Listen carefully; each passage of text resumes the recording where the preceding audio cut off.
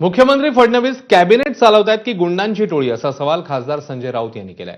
राम शिंदेंच्या सूचनेवरून गुंड गायवळला शस्त्र परवाना देण्यात आला असं रामदास कदमांनीच म्हटलंय। अशा किती जणांना शस्त्र परवाने वाटले, असा सवाल खासदार राऊतांनी केला। तर राऊतच नाशिकमध्ये गुंड घेऊन जातात, तेच गुंडगिरी करतात, असं प्रत्युत्तर भाजपचे प्रवक्ते नवनाथ बन यांनी दिलेलं आहे।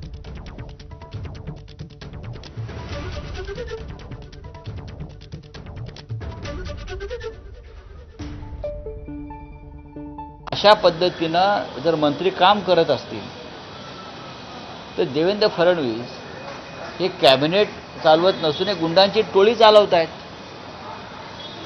स्वतः रामदास कदम यांनी सांगितलं आहे की विधान परिषदेचे सभापती, त्यांच्याकडे बोट आहे त्यांचं, राम शिंदे यांच्या सूचनेवरून त्यांनी त्या घायवळ नावाच्या एका संशयास्पद व्यक्तीला शस्त्र परवाना दिला। असे आतापर्यंत किती शस्त्र परवाने दिले? कॅबिनेट म्हणजे गुंडाची टोळी आहे, अशा पद्धतीचं पगारी नेते संजय राऊत यांचं वक्तव्य आहे। ज्या वेळेला हे सगळे शिवसैनिक, बाळासाहेब ठाकरे यांचे हे शिवसैनिक आहेत, तुमच्यासोबत जेव्हा हे शिवसैनिक होते तेव्हा ते योग्य होते का?